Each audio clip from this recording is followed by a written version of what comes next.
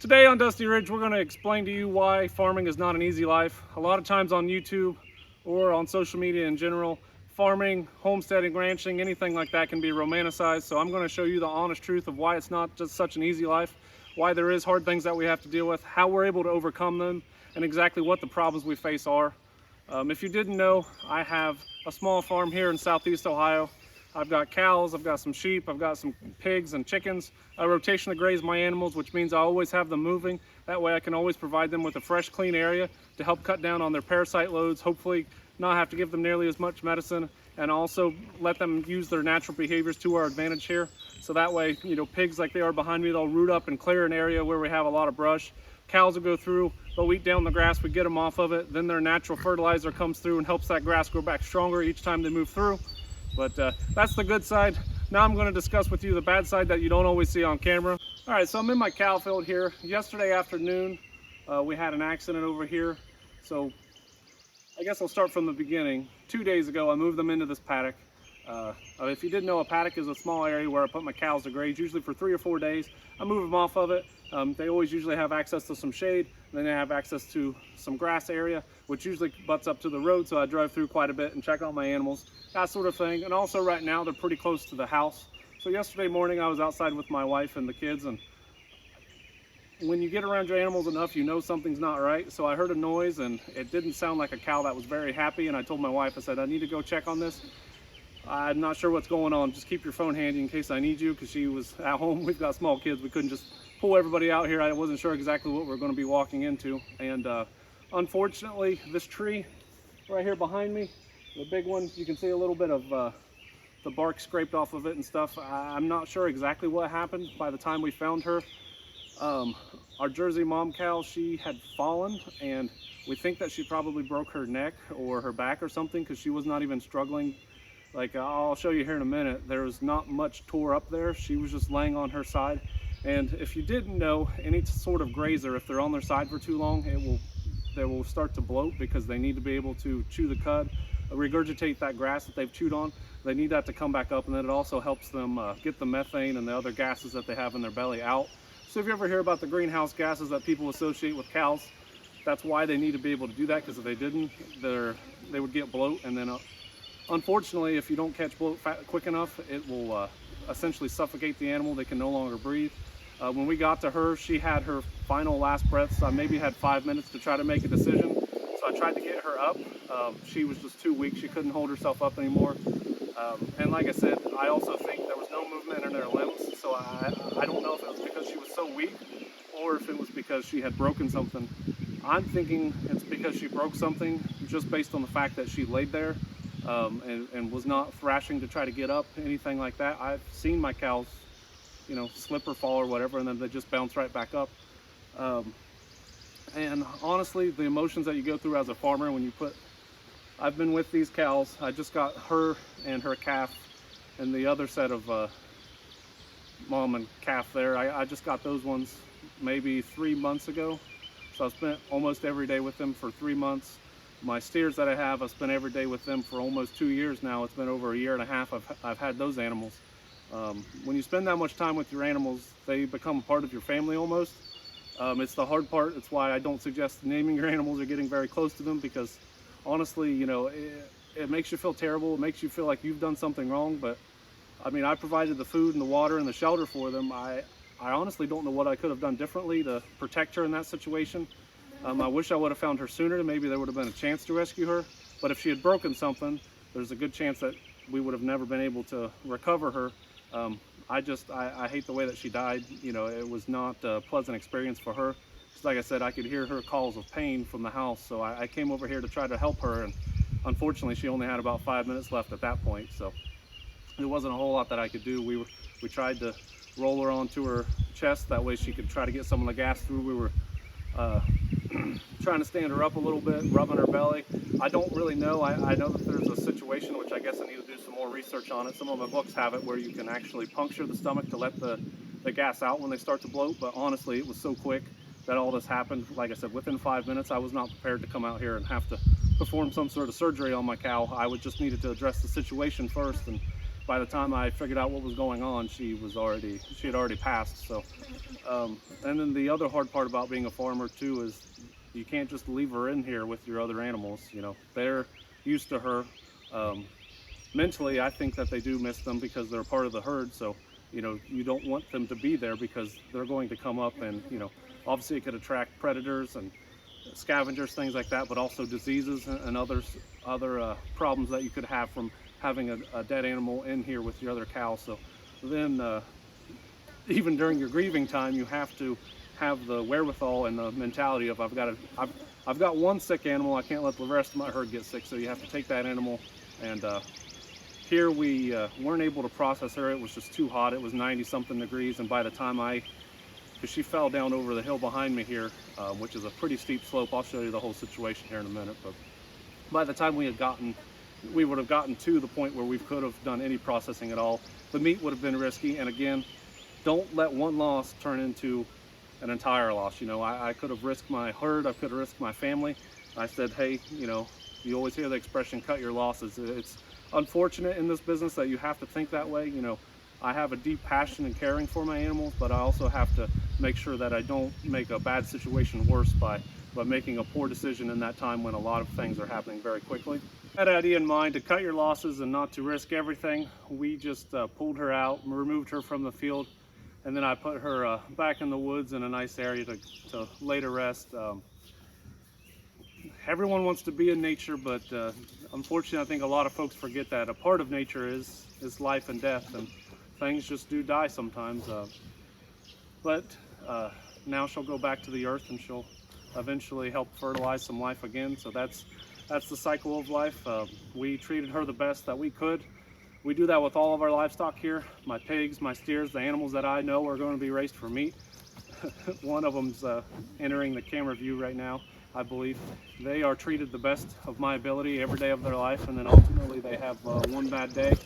And unfortunately for her, I did not plan on her having a bad day for a long time. She was going to be a cornerstone of our herd, so that's, you also have, hey!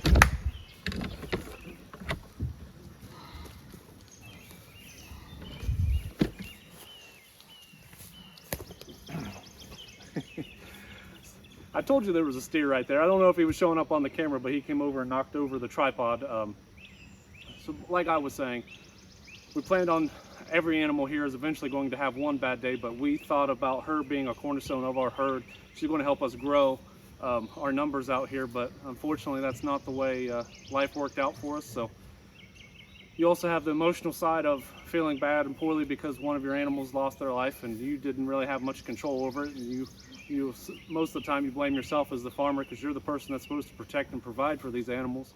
And then also you have the financial aspect of we just invested quite a bit of money into this animal, and she's no longer with us, so you also lose that aspect of it.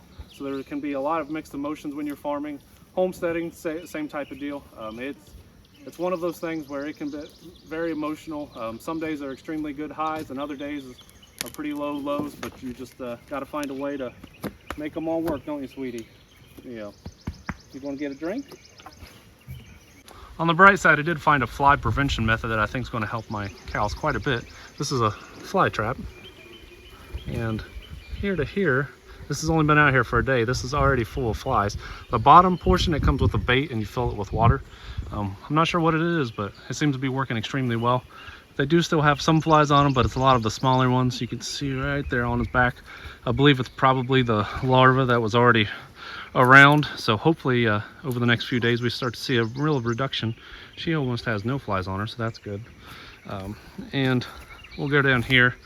I reworked this fence a little bit to try to prevent, I don't know if it's even something you can prevent, but essentially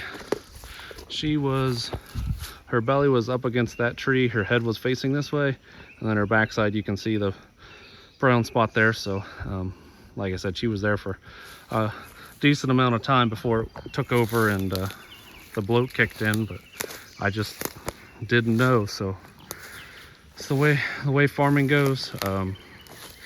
You know, there was like I was talking about, there was a little bit of grass and stuff mashed down, but it didn't really look like there was too much thrashing going on. I mean, I don't see any bark really peeled off these trees, and it's really dry here, so that's why you're seeing some of that dirt, and also where she fell and that stuff getting her back out of here. But there just wasn't a whole lot of tore up vegetation like you'd expect to see from an animal fighting for its life.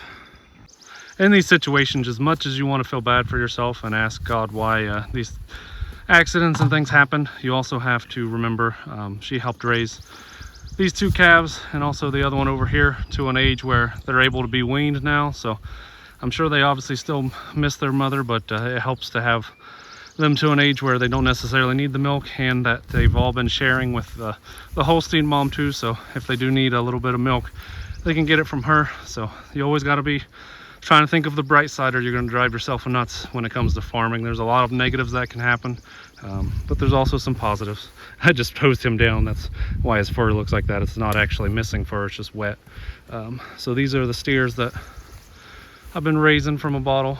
So they've done extremely well for me. Excited to have them. I've got my 6 pigs back there that I've also raised up, so we've had them for the last 6 months now. So I have been successful, just sometimes weird things happen and I'm not really sure why. Here's one of the other difficult things we've been going through. This is not fall, this is actually the last week of June here, and look at how many leaves are falling off this tree. This is a poplar tree, so they're a little susceptible to it, but we are in a drought now. The US drought monitor came out again this week. It upgraded us. Over the last 3 weeks we went from being normal to abnormally dry, then now we're officially in a drought. Just look at how brown that hill is too. And my yard here, I did have the sheep on this clearing this out, but it is just extremely dry. So it is amazing how quickly we were in the 90s there for about 10-day stretch. Even today I think it's actually pretty close to 90, if not.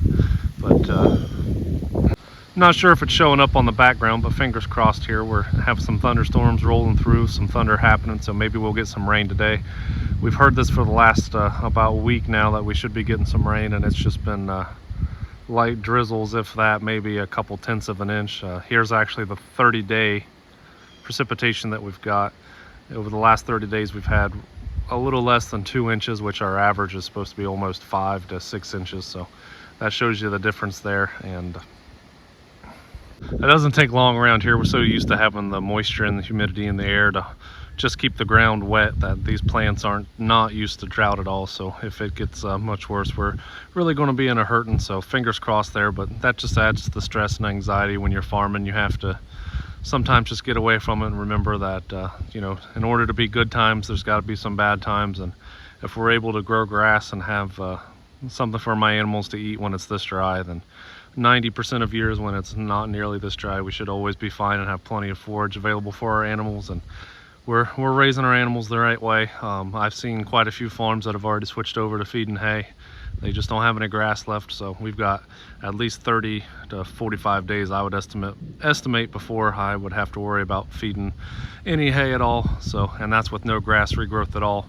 And I'll take you over here and show you the field that they were just in about 2 weeks ago and how much it's regrown even in this super dry time. Before we get over there, I just wanted to show this. I mean, this is just absolutely amazing. Again, I'm in Southeast Ohio, close to the West Virginia border, also near Kentucky, just that neck of the woods. So if anybody's familiar with this area, being this brown and just the ground crunching underneath you and soil so hard is not normal. I mean, this is just an extreme situation, you know. Yes, I know a lot of places have a lot worse droughts, but for us this is pretty bad. But even given that, with rotational grazing, this is why you need to do it. This has been about 2 weeks. This line here where the cows follow the fence is still tore up pretty decent. We need some rain to help out there. This patch back in here where they ate it shorter still needs a little bit of rain to recover, but in front of me here, there's plenty of grass. There's clover in there.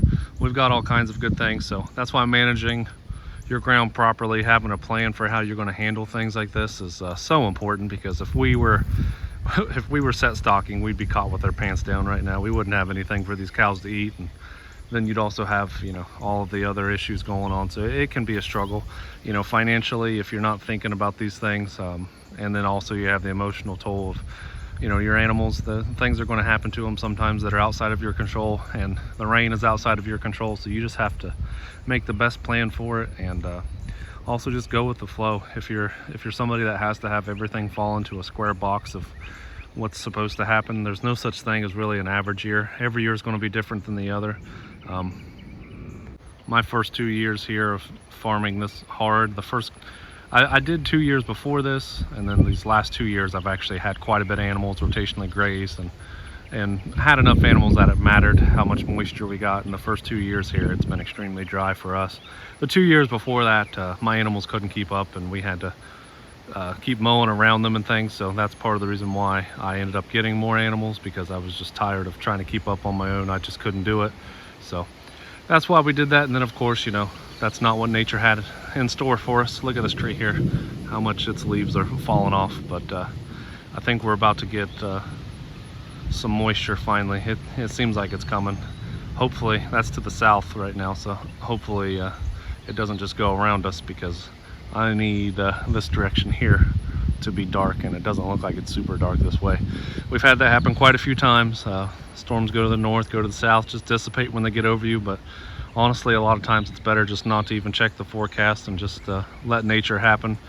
The humidity's definitely returned back today though, so it seems to me like we're about to get a good rain. So fingers crossed on that. This is just incredible. Watch this. There's so many leaves falling off. Honestly, if you didn't know any better and you just saw that one tree, you would think it's late September or early October with as many leaves that's coming off of that. As I was saying, thinking ahead, having a plan before you get animals or you're going to plant some seeds is always a good thing. For example, this here is our garden, and we put it close enough that we can actually water it ourselves. And if we hadn't done so, we would not have, I would say we might not even have half this growth. We've already started harvesting out of it. We've had some zucchini, some cucumbers. Our corn's looking extremely well. But look at the grass here beside it. It is burnt up.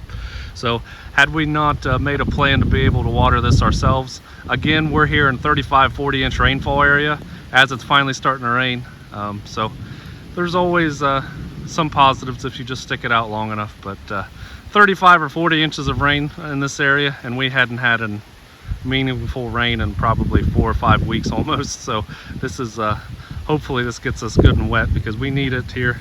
Look at how dried out our soil is. Even where we've been watering it, it's been hard for us to keep up. But so like most things, when the soil dries out like this and we get into a drought, there's positive feedback loop or negative feedback loop, however you want to look at it. So not only does your garden need watered because your soil's so dry, but also having the pigs, they need to be able to roll in the mud because it's been so hot and dry, and there's just no mud left in that area. So then you have to let the water hose go over there, so you have to be able to create some mud for them, and it can just be a real strain on things. So I believe in the law of at least 2, but usually 3. If you have 3 ways of doing something, you should never have all 3 of them broken at the same time. So here we have the rain that should usually take care of the garden and the moisture that the pigs need to make mud. But when that fails, then I can use my well and the water hose to get there. And if that fails, my neighbor across the road has a water tap, and I have a IBC tote where I can carry water to bring it over here. So that was what I meant by how farmers handle these tough situations. We always have to have 2 or 3 different options, and then just do the best with whatever nature gives us.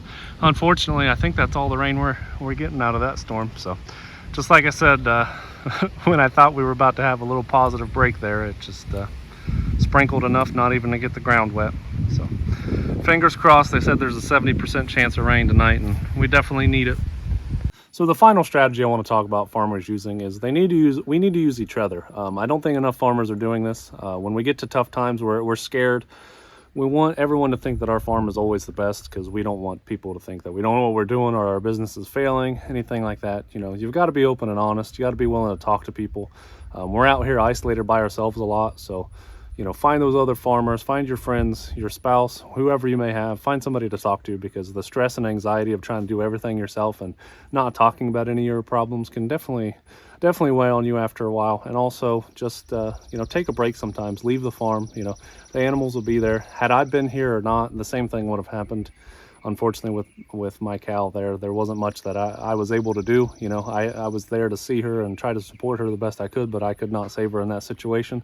So just try to remember that, you know, yes, a lot of us tend to be control freaks and want everything to go the way that we planned, but we have the best plans in the world, but Mother Nature and God has a different plan for us a lot of times. So just don't always take everything so serious, and just try to do the best you can, and then let nature happen as it will. I do appreciate everybody taking the time to watch this video. I know it's not the normal positivity I have, but I just wanted to reach out and talk to some other farmers that maybe are going through the same things. This week's been hard on me. I've had some stress and anxiety that I normally don't feel there. So I wanted to make sure that if anybody else is going through that, they know, hey, somebody else here is willing to talk to me. So if you need that, feel free, drop it in the comments. We can have a conversation. I appreciate everybody taking the time to watch this video though, and have a great day.